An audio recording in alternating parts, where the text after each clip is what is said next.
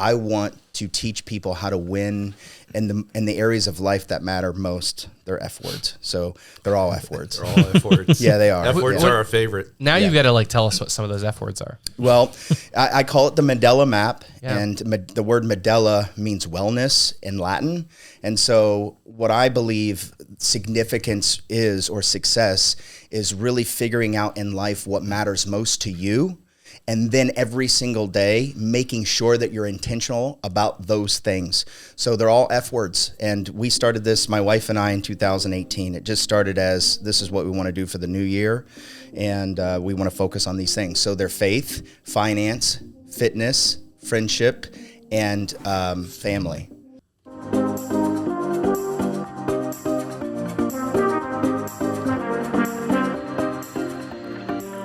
Hey everyone, my name is Ethan DeLeon, and I'm here with our founder and CEO of Small Nation, Jason Duff. Joining us on today's episode, we have entrepreneurs Chesley Lunday and Jeremy Candelaria.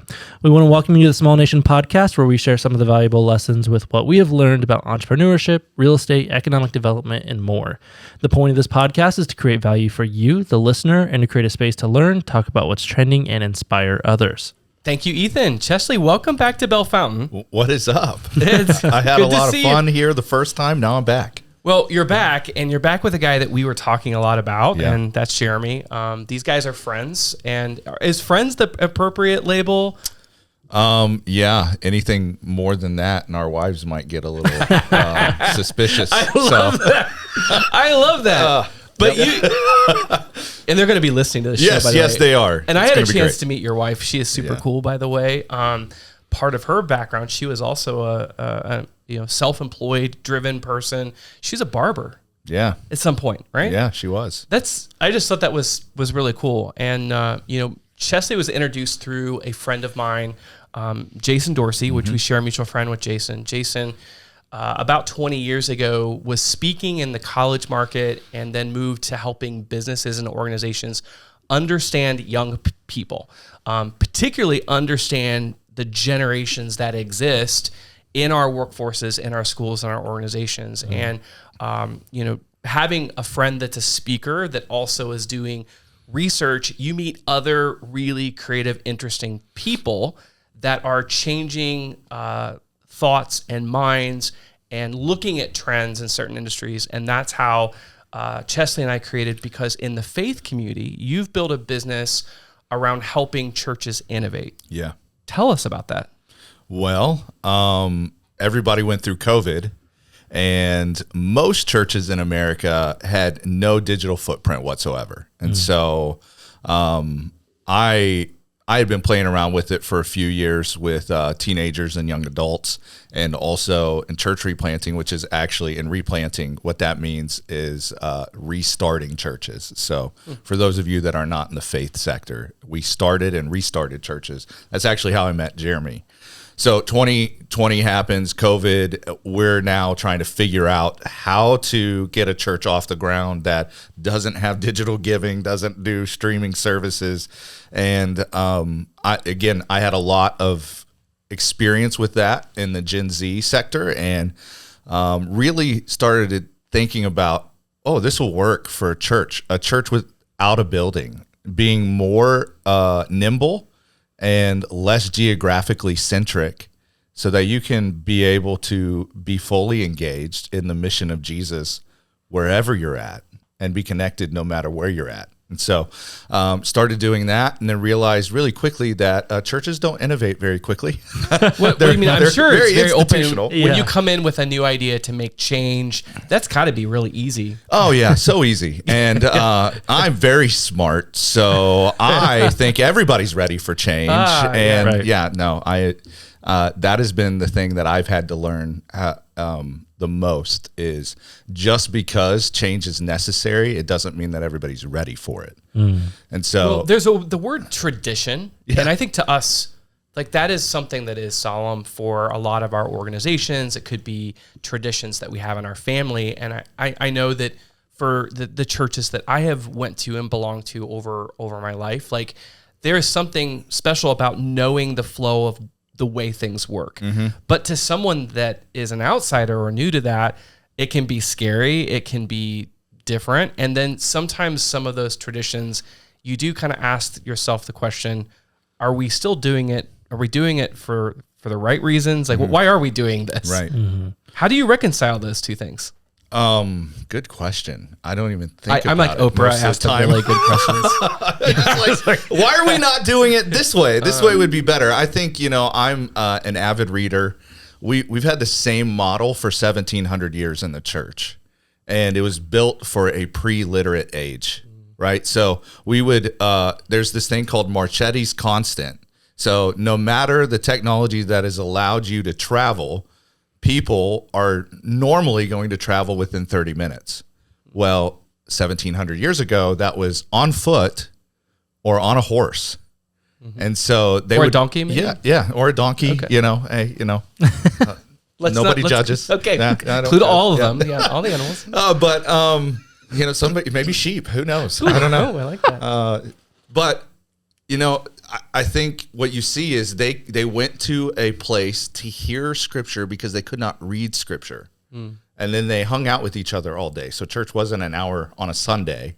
It was an all day event on Sunday because they work the other 6 hours or 6 days out of the week. And so the model hasn't changed in 1,700 years, but we have digital technology that has actually blown everything out of the water. And it wasn't just information. Information was a big deal. Like when we had the free flow of information because of the internet, like it made me be able to listen to a preacher in Edmond, Oklahoma, even though I'm 2,000 miles away, easy. Right. But the church still had the community aspect of connection. Well, you can't connect unless you're here.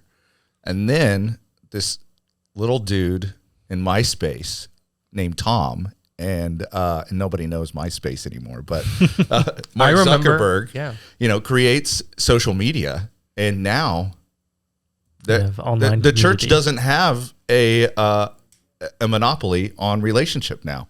Digital technology has literally undercut it. So now you take away the pulpit and you take away people from the church, and what do you have left? Well, you have a organization that's mired in institutionalism and tradition that has built a theology around their method rather than their message. And so now they're ripe for disruption because of that. So, what I learned is I could have all the tools for an organization, a local church, to help them move into the 21st century. But if they don't have a clear and compelling why, they'll never move. And so that's how I met Jason Dorsey, was because it's like we need to have research about how the next generation, wants to practice and participate in faith formation. And so it was like we can do innovation, but we really actually have to help the hearts and minds of the people even be willing to change and take the journey, because the journey's not easy. But if we can't stay here if we actually want to leave a legacy, we actually have to move towards a new methodology that won't look anything like what you're used to. Mm-hmm. And there's a lot of grief and loss to that, because you can't say things are going to be the same. You're like you're not. The older you get, it's everything's impermanent, and so. But you have to give them a compelling reason why. And so that's what we did. Yeah. So you created a company that is helping faith-based organizations, churches, be able to do that transition. What are the ways, how do you help them? Well, I think, mostly it's research and speaking on it, and then really just helping wherever they need. What I find is really taking a readiness assessment is the most important thing. Okay. Where are you at today? Where do you say you want to go? And let's figure out the gaps in between that and really build a strategic plan. And then people need to be held along the way, accountable, if you will, or just with encouragement. Yeah. Otherwise you fall off the wagon because it is a long process. So the assessment's most important, but for most churches, because you don't know where to start if you don't know where you're at. And then after that, research, like I said, is super helpful, which we do a lot of. And then what I like to do is I like to help some of the churches that are ready begin to think about what would church look like if you didn't have the constraints of a building.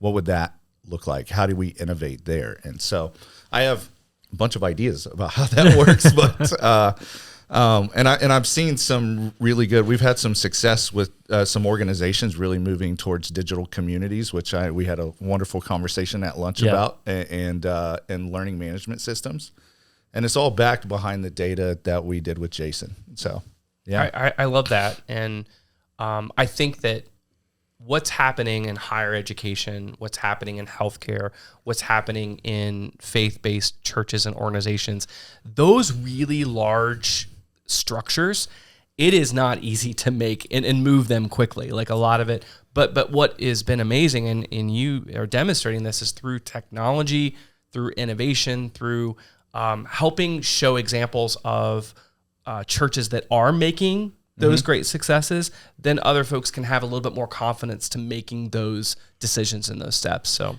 yeah, I think so. Digital is a tool. It's not the end all be all. There's a big gap and an opportunity, I think, for churches to begin to think like you and what you guys have done here at Small Nation, rather than thinking through how do we build our organization and everybody needs an economic base. However, if you can really say, how do we actually help the city flourish, there's real opportunity there that I think a lot of churches need to really start thinking about, because they can have more local impact today than they've ever had.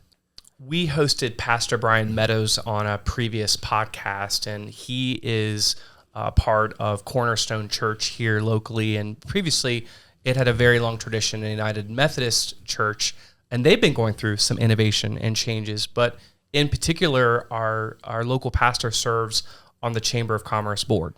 And he kind of spoke about his role of being a part of that board and organization, and seeing that the positive changes with economic development, how that relates to improving community. And even in our downtown this year, we had a local church, Bell Fountain Grace, really support and sponsor and bring their congregation out for our Christmas event in the downtown. And, seeing those volunteers, those people plug in, that's community. Mm-hmm. Yeah. And it breeds community. So, I mean, as terrible as 2020 was, I think that is, in the church world, at least one positive that came out is it at least got churches thinking about next steps in technology and make it less intimidating, and just like, here's some places to start. So I love it that you're doing that. But you guys are both not originally from Ohio. So, I mean, Jeremy, we haven't heard from you much. So why don't you tell us a little bit about your story, where you were originally from, and where you're at today? Okay. Well, first of all, I just want to say it's been great. Like, the whole team, everybody has been wonderful to us. Yeah. Very kind, very helpful, very knowledgeable. I feel like I know just about everything that I could learn from Nick. So he did great. There was only 2 questions I asked that he didn't have the answer to, and said you would. I don't even remember what they are. Save those. I like those questions. So for me, I was born in Palm Springs, California, and when I was 4, my mom hitchhiked us back to Ohio, where she's from.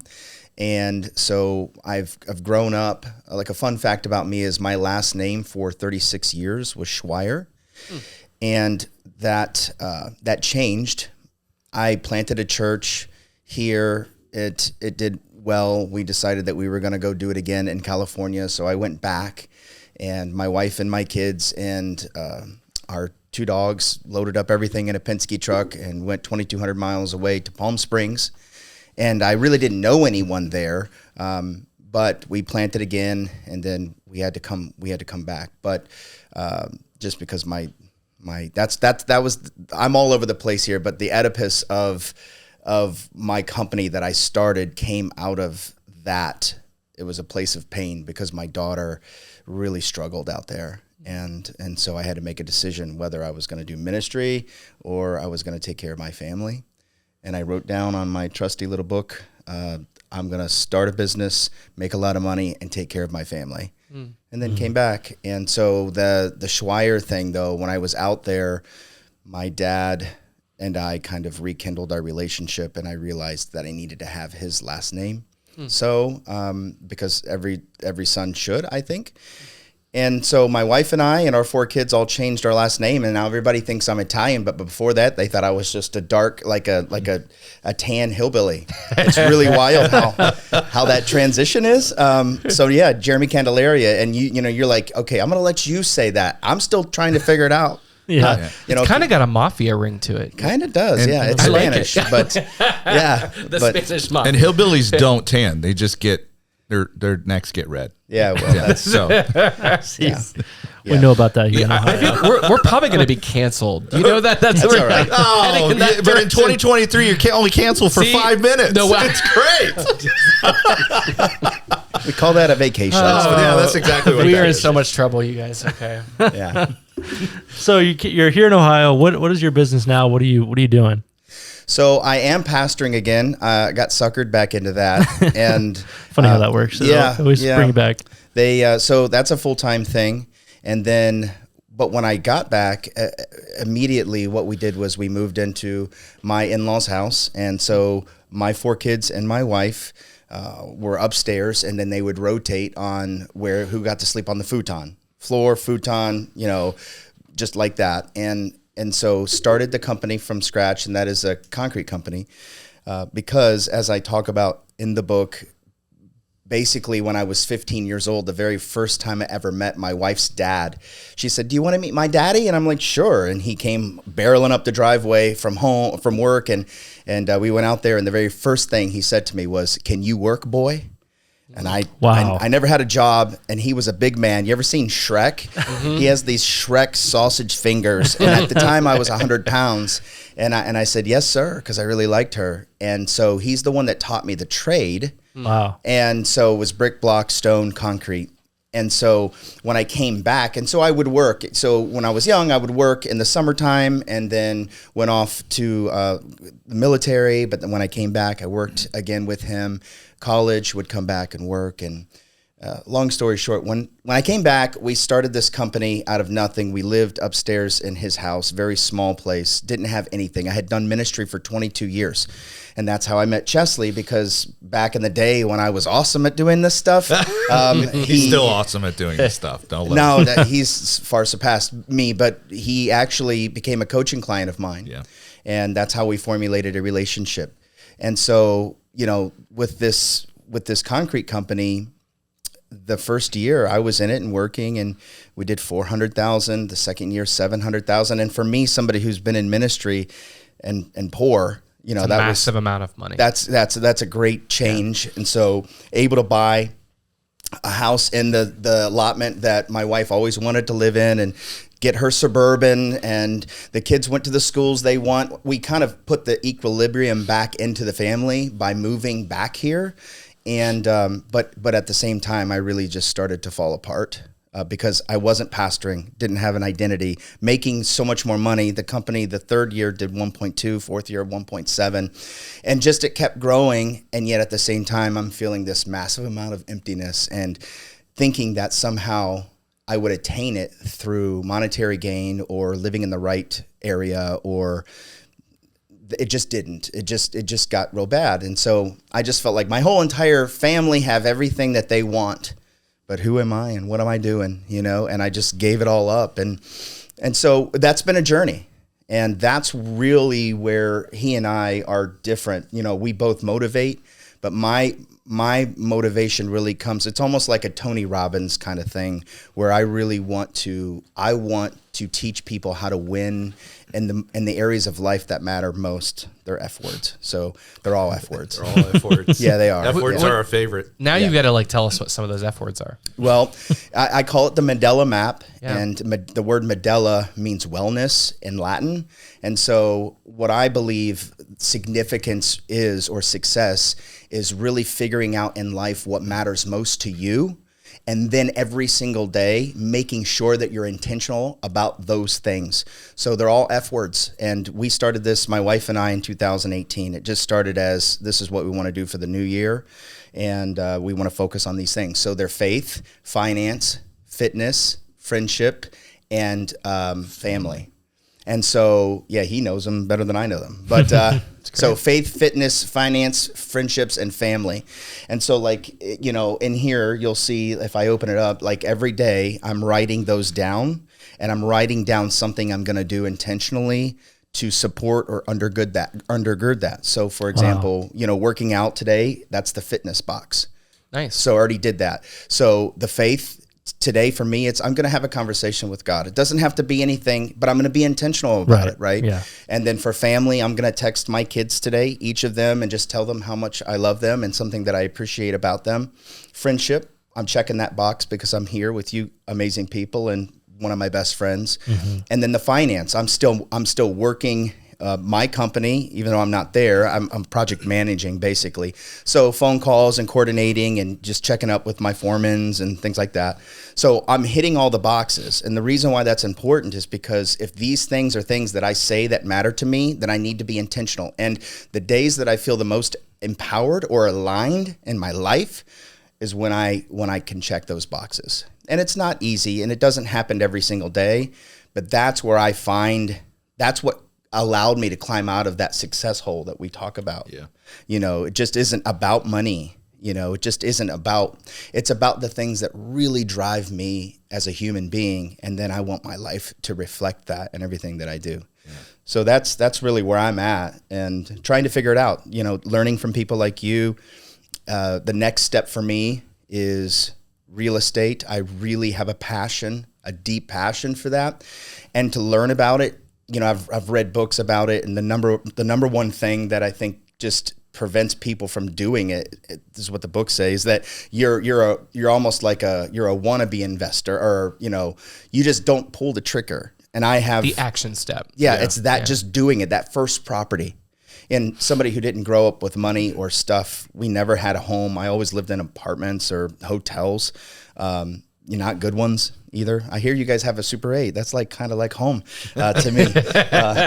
We do. Yeah. So, you know, I'd never had anything. So to own something or multiple somethings is a dream. Really, you know, one of the corner building where you have nice, you know, restaurant underneath, coffee shop, and then apartments up top. Like, that's a dream. I never would have pictured it would be in a place like Barberton or Bellefontaine but I always I'm thinking San Diego or somewhere down in Tampa or something. Well, and you've lived in a lot of places outside of Ohio and a lot of bigger cities too. And I think, you know, just hearing your story, it is inspiring to me. And I think that's what's unique when you meet people that are different from you, but also sharing the same value of wanting to see their town or community better, wanting to see their family thrive.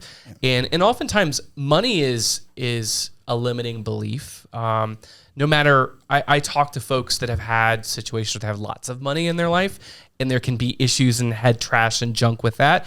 And then folks that have never had money. And so I appreciate you being vulnerable and kind of sharing, like, this is where I started, but also, you know, having some confidence to say I took a concrete company from nothing, sleeping, you know, on the floor and rotating with my family and my kids, but like to do $400,000, $700,000, and then tell us, like, for you, what does that $1 million number mean? Like, what you put it in the title of your book, and for those who are listening, Jeremy's book is called Blue Collar Millionaire. So why is $1 million important? Why is that number significant? Well, for me, I don't think the number to me matters. What I think matters is the ability to help people. Truly, with money, the thing that I enjoy most about it is giving it away. Truly, being able to help someone. And even if it's something as silly as, you know, Chesley and I were eating at a restaurant, and there was a back kitchen person that was just running food.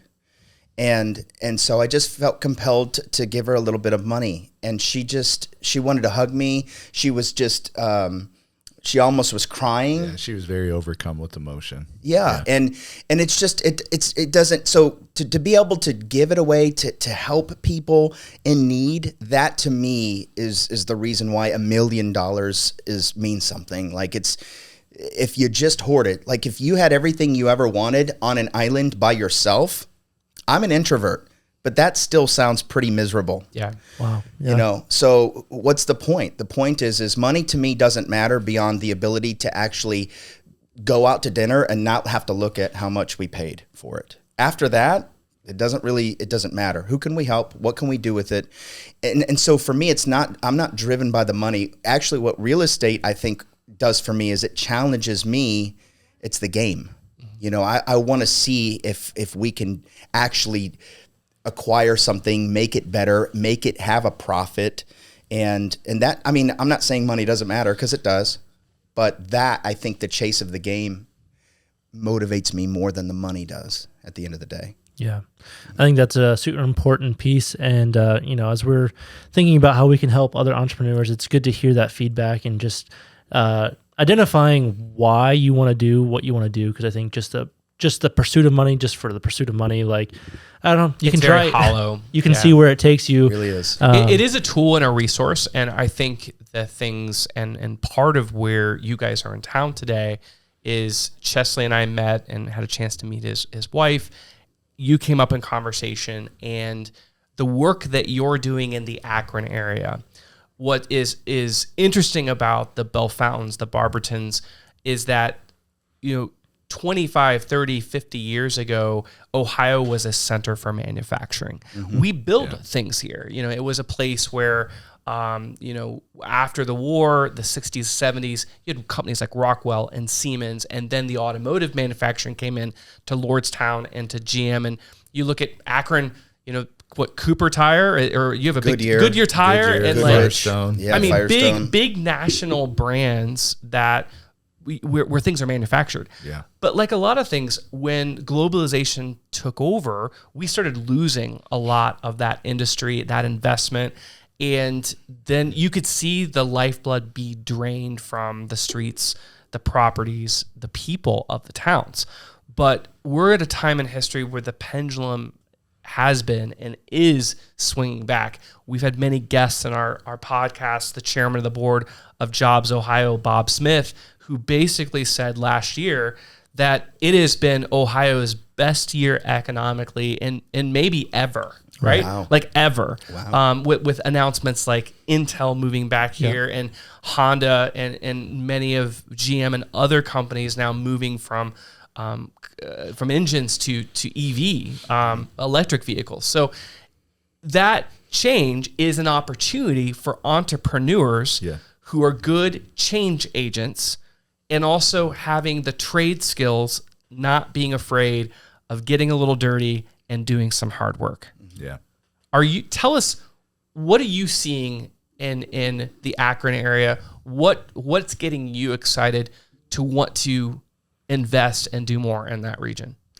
Well, I think Chesley would probably be able to answer that better, because he came from outside. So when you're in it, you kind of just, everything becomes sort of white noise to you. So I'll just deflect that to you. What do you see when you see Barberton or you see places in Akron? Yeah. As an outsider, you walk in, and I am from, you know, Phoenix is like the 5th largest city in the U.S. Yes. And so one thing is the lack of amenities. But then you got these beautiful buildings that are just sitting there and decaying. And you can tell this is like, you know, you look at the life cycle of an organization and you start seeing professionalism in this treadmill, and then they long slide into oblivion. And I think most of the cities, the smaller towns that I've been a part of, you know, even in Barberton, looking at the stuff there, it feels like they did that. And what causes that to happen is bureaucracy and vision leaving. And I love looking at broken, dilapidated things and seeing a brand new product. Like my wife and I flipped houses, and Jeremy's helped invest in those. And that's what I bring to the game. So I walk to Barberton and go, oh my gosh, all these beautiful buildings, that they need a lot of work. Mm-hmm. Yeah. But I don't see a beautiful building, or I don't see a dilapidated building. I see a pizza shop in there. You see the potential. I see potential my wife like it bothers her at times because I'm like, she's like, really, you are the worst judge of character. Like you see don't the positives. I am potential all over the place. Yeah. You know, and so and that sometimes it's a great skill Right. and gift, and then at other times it's like, really, that's not doable. Yeah. You know, That's my kind of people right there. yeah, and you know, and I'm dumb enough to actually start trying to do it, you know, and go, well, we'll Yes. try. And I work as hard as I can, and I've got good friends around me like Jeremy. Jeremy's great at discerning whether or not things are gonna go the right direction. So I can do change agency and like start inventing and doing these things, and he's gonna be like, I don't know if that one's gonna work. The gift of discernment is an unappreciated at times. I feel like it's underappreciated because you need people in your life who will be real with you, and doesn't mean that they're trying to tear you down or trying to hurt you, but they'll at least ask the clarifying questions to get you thinking differently. Right. And on the flip side, having people that can dream and think about what oftentimes people would define as impossible pushes it helps you kind of find that balance. So it's kind of cool that you guys found each other with those different skill sets. Yeah, I mean, he coached me while I was leading a church. And so what I learned really quickly is Jeremy knows what he's talking about. And so I started putting into practice in the church world the things that he was teaching me, and I became a better leader because of it. And then business, as he grew his business, it was like, oh man, he actually knows how to make money. I've been in church world my entire life, and I was dirt poor too. So we ended up homeless when I was a teenager. So I'm like, there's things that Jeremy has that I still need to learn. And that was a big driver in moving to Akron, was like, well, I'm going to start a business. I would love to help him start coaching because he coaches. I mean, he is a leader of men, and he's great at it. And I see that in his book. So we started building all the curriculum and coursework for him to be able to start coaching and doing that stuff. And Really for us. Yeah. I mean, yeah, you know, yeah. I never wanted to do it alone. Yeah. And, but through that whole process, like you're sitting here today because I walked down in Barberton and go, this could be amazing. Yeah. And he's like, Barberton? Are you sure? Are you like, really? Yeah. Nothing good ever comes from Barberton. Yeah, it's the armpit of the world. I'm pretty sure that. Well, that was the same kind of stuff that people from here were saying. And Yeah. we started, after you keep hearing it Yeah. over and over, you start to believe it. Yeah. We find out that Right. our country is actually made up of all these small towns that once had a heyday, that everyone, you know, admires as beautiful buildings, wishing somebody would just do something with this real Well, estate. and the problem is people believe the stories that have been told to them. Yes. And this is true in economics. The narrative The sound bites. creates Yeah. the trajectory. And so if you want a new trajectory, change the dang story. Yeah. And I think Jeremy's helped me a lot with that. Obviously, like I am an idea generator. I have 100 ideas a day. I cannot turn it off. I don't know which one of them are good. Yeah.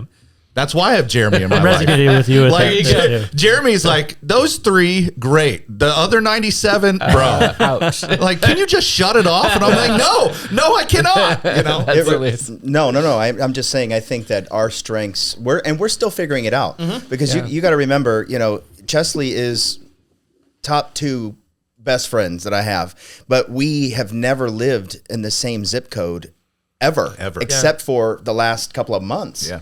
And now he In lives Akron, Ohio. In Akron, Ohio. Which I told him, don't Everyone come. right now is moving to Akron, Ohio. Do you hear? There's like swoosh. The whole country from the East Coast and the West Coast is moving. I am solar powered. So about half the year here, I'm like, oh, why did I do this?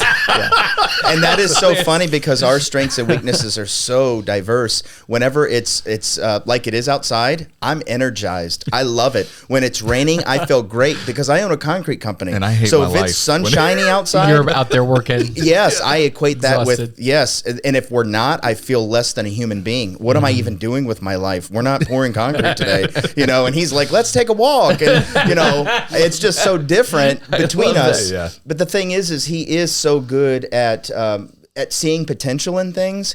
And for me, I'm almost like a CEO. So you have like on a spectrum of 1 to 10, you have the ones that are like the accountants, and they're just, zeros and ones, and that's it. And the tens are dreamers. They can see what everyone else can't see, and everybody thinks that they're out of their mind. And I reside at like really on this graph a 7, but so I'm closer to a 5. A 5 is like a CEO where they can have a conversation with the 1s and the 2s about things that are you just want to stab yourself in the eye. And then also a conversation with people like him where you also just want to stab yourself in the eye. The dreamers. Because, yes. It's like, really? And Come kind out of the clouds, please. pulling those worlds together. That's kind of where I live, somewhere in the middle. And I just think that it works for us in our relationship because, yes, that's why I wanted him to answer that question. I don't look at Barberton and go, oh my gosh, this could be awesome. Yeah. It's like, really? Yeah, I look at Barberton going, well, it's the armpit of the world. I believe the narrative. I believe the story. And that's me coming here, asking your team those questions like, okay, what are people saying about Bellefontaine? Which, by the way, is called B-Town. I've seen B-Town, which is Barberton. They do that too. It's very eerily similar. So, and I took a walk today for 45 minutes down these roads, and it looks similar. It looks sort of run down, sort of like, but what you're doing to transform, I'm seeing the potential in front of me actualized. There's no denying that. It just becomes whether or not this is the right next step for us. Yeah. I think, as I have grown in my leadership, part of this is being a student of Jeremy's.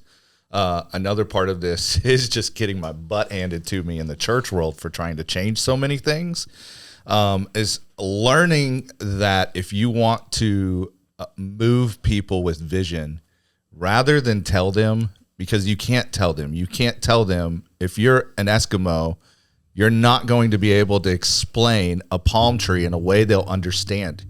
You got to get them to San Diego to experience a palm tree. Right. Then they will. And so I think, that's a slower process, but it's the only one that I know has consistently worked. And so, there are times like there's a building we almost bought that I knew about it in August when I came here, and I'm like, oh man, this is beautiful. I wonder if we can do this.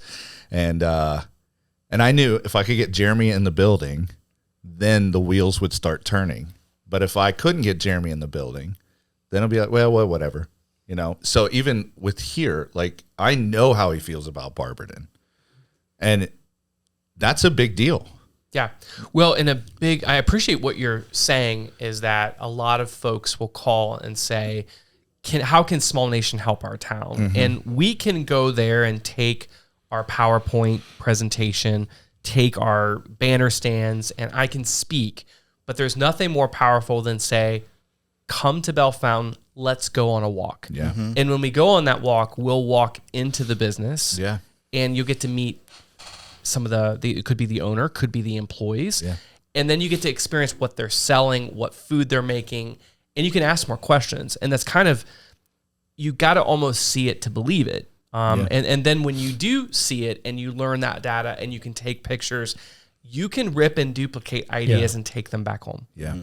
Well, and I think the thing that you have done so well, that is the secret sauce, is you created a new narrative. I remember walking down here the first time, I'm like, what the heck is the pineapple around here for? And then finding out the story about the pineapple on the fountain, and it was supposed to be a bell because it's Bellefontaine, but it's actually a pineapple, and then you owned it. It was an urban legend that we owned. Yeah. But the thing about it is that narrative, people would tell that story over and over and over, and it speaks to exactly what you guys were saying. And I think the secret sauce in the towns and churches and organizations is find something that you can create a new story with, run with it. That's the only way you get a new ending. Right. Right. Well, I heard you say, embrace your weird. Yeah. I've heard that several times from your people. And that's exactly what because you guys we're all a little weird. We are. Okay. Who wants to be? We are a little, especially weird around here. Especially weird. A little bit more weird. Exactly. Yeah, I feel, I get motivated by the transformation of a dilapidated building into something beautiful. I get, even with people, I mean, this is my, I've done it with houses. I've done it with leaders. I've done it with church. Is like this transformation of moving something or someone seeing the potential and then them realizing the potential, even in the houses. And I think that's so important. And guys like you and I, we see it, and it's very hard to communicate what we see.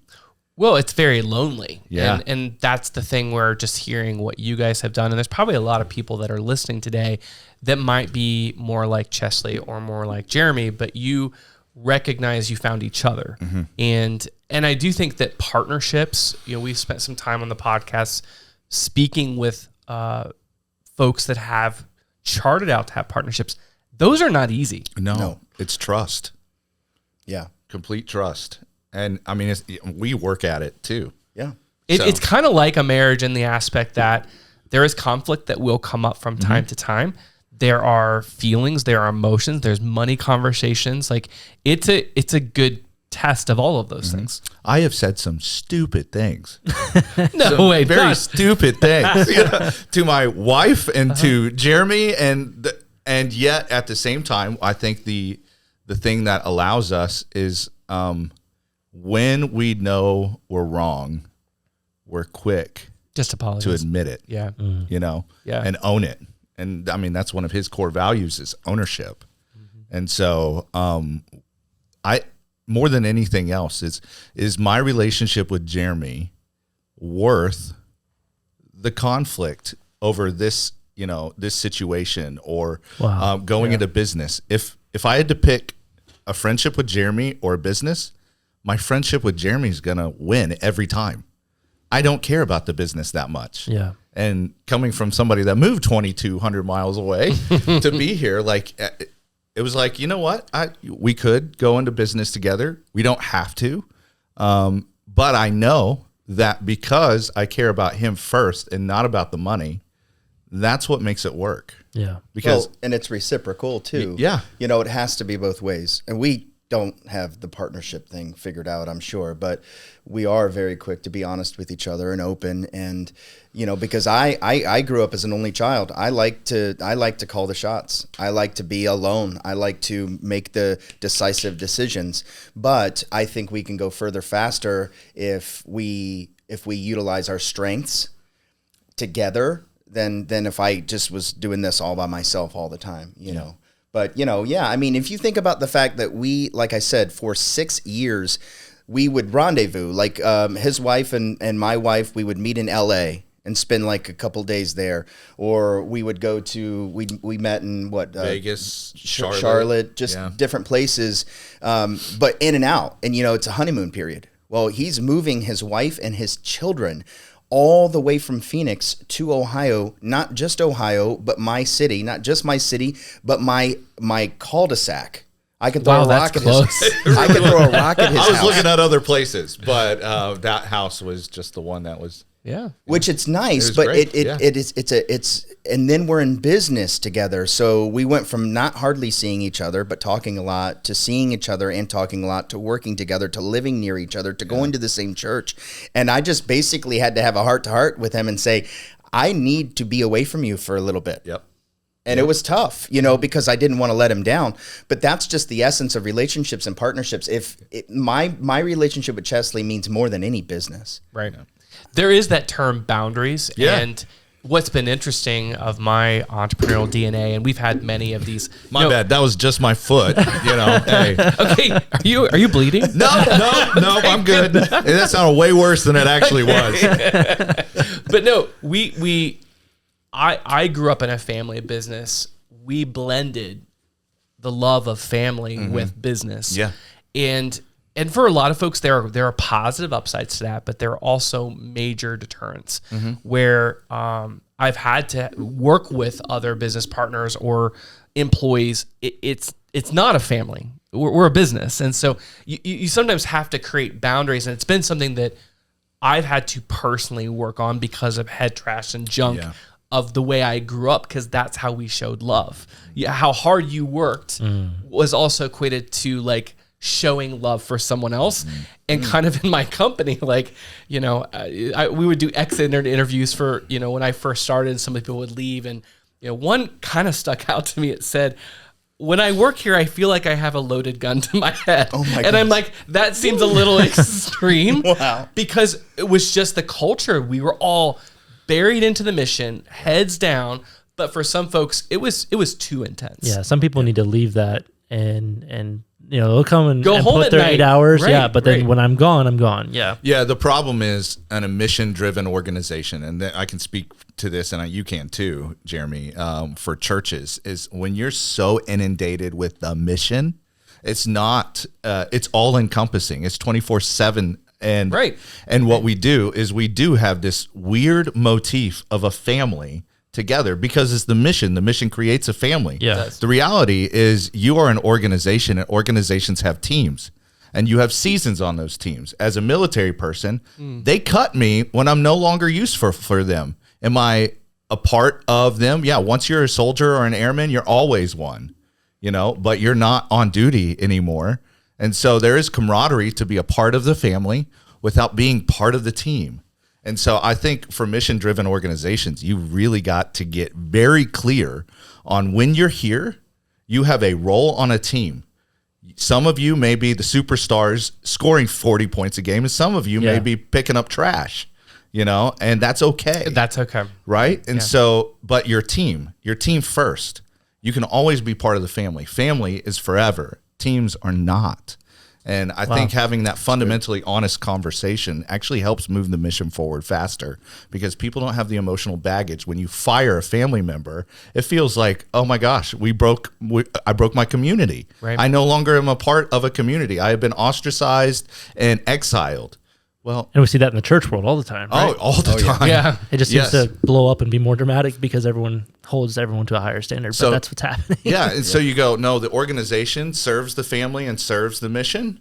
It is not the family, and it is not the mission. And that allows you to go, okay, there is some separation between the two to allow us to have a more emotionally healthy connection here.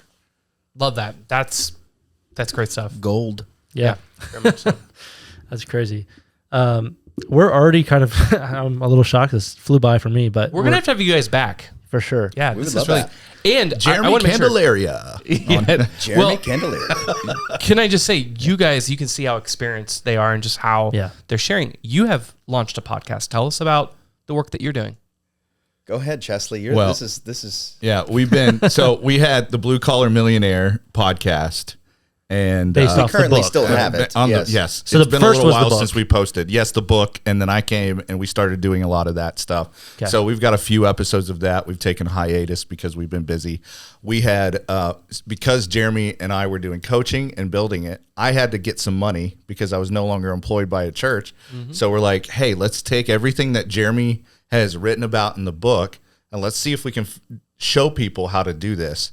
And so I created from scratch in 100 days a kitchen remodeling company from zero. From zero, and in 100 days had a challenge of can I get $100,000 in sales? And Wow. so that was January Yeah. 5th to the 15th of April, and we did $115,000. Nice work. Mostly Congrats. just doing yeah. doing what Jeremy had taught. And I've seen some of these photos, the before and after photos, like you would not believe it's the same place.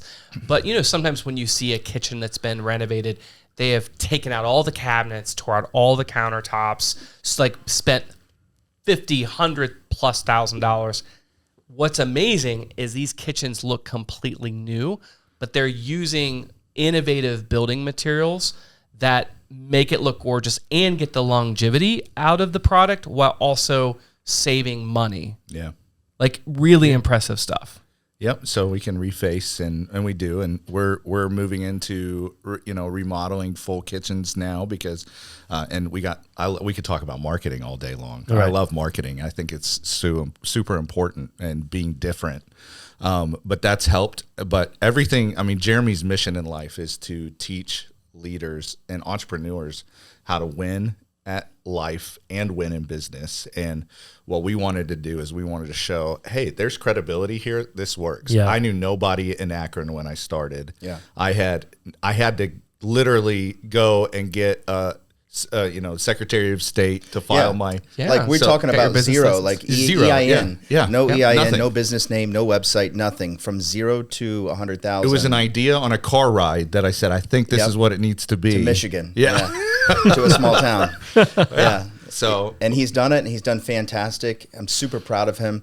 He is constantly trying to pivot, figure out where he can maximize, profitability. I mean, he had no employees. Now he is employing 3 people. Wow. If you include his wife and himself on payroll, that's 5 people from 0. And it's just been probably now 130 days. yeah, Like, just it's not not even that. Yeah, it's he's- probably 115. It's May 2nd, 117 days. one of the smartest people ever. So yeah, that podcast, we have a lot of fun. We It do. turns out that we're funny, and if you have to say that, you're not. I mean, but we really are, because I'll go back and listen to it. I'm like, oh my gosh, just some of the things that come out Yeah. of that is Yeah. it's just awesome. It's great to work with one of my best friends. Yeah. So yeah, that podcast, Blue Collar Millionaire podcast, check it out. And then of course, I'm on Instagram, and Chesley, even though he's a digital guy, doesn't really do. I don't do social media Social at media. all. I really could care less about social media. I know how to use it, but I don't care. Yeah. So yeah. And if you like the faith side and innovation, ChesleyLunday.com. And I do podcasts with interviews. You were on my show. Yeah. That was great. And talking about innovation in the church space and innovation as a whole, and how to build change processes and all that sort of stuff. So if you like that, and we had data, for the future of faith in America, and we wanted to find out what Gen Z and young millennials were thinking that faith should look like in the next 10 years. And so we used Jason, our friend, his company, to build a study that's 1,276 people all over the country that says, hey, 13 to 55-year-olds, what do you want it to look like? And so we did this humongous study. It's actually groundbreaking in the church space. And there's some really crazy stats and data points that we pulled out, and we said, oh, it's crazy. So if you want that, we give that out for free. All you have to do is ChesleyLunday.com/future of faith. Awesome. I don't even give you my email address. What's that? Do I get it just from that link, or do I have to give you my email address? You do have to get the Okay, email good, address. good. I was gonna say, you better be marketing I am a to me. marketer. I do want to talk to you in the future. Yes. Yeah. Yes, sure. And that was a very expensive study. So the least we could do is get an email address. That's awesome. And I'll try to link that podcast. And you have a couple books out, right? Yeah, Not just yes. the one, but Yes, so it's Blue Collar Millionaire is the one that we've referred to, and then my wife and I co-wrote a book called Life 45, and so it's just it's a book on discipline, and it was really fun, kind of going through that book with my wife, and so yeah, you can check it out. Both of them Amazon bestsellers. You can get on Amazon. You can purchase both of them there. Just Jeremy Candelaria, and then the books will pop up. yeah, I'll link them in the show notes too. Thank you. And then where can people follow your businesses? Right. So Creative Concrete Ohio, I mean, that's me, creativeconcreteohio.com. And again, it's just a concrete company. So if you need concrete, or someone who needs concrete, or you want coaching when it comes to business, and not just concrete, any kind of blue collar, please just look us up. But yeah, that's my website. And Speaking from somebody that's been coached by Jeremy, you don't move 2,200 miles to be next to the guy if he's a bad coach. yeah. So I'll just say that as a plug. Great What a testimonial. testimonial. Thekitchenrefresh.com is our company name too. So yeah. Awesome. Great domains, by the way. Yeah, I'm Great impressive. job, guys. Thank you. This has been a great episode today. I think the encouragement mixed with the accountability is one of the many special things that you guys have accomplished. And I love the power statements that you shared with faith and finance and fitness, friendship and family. Yeah, and we really love F words around here. Well, you need the F words on the good days, and you need them in the bad days too, Yes, right? you do. Okay. It's the most utilitarian, versatile. Yes. Yeah, there you go. But guys, thanks for being on the show today. Thanks for having us. All right. Well, thank you everyone for tuning in and checking out the Small Nation podcast. You can find us anywhere that you listen to your podcast, including Spotify, Apple Podcasts, and even the Small Nation YouTube channel. I hope you're able to pull some value from that conversation, and we hope to see you in the next one. If you enjoyed it, be sure to leave a like, comment, or a 5-star review to help more people to discover this podcast. Stay tuned to Small Nation on social media to keep up with all the cool projects that are happening here. And until next time, this is Ethan with the Small Nation podcast signing off. Thanks, everyone.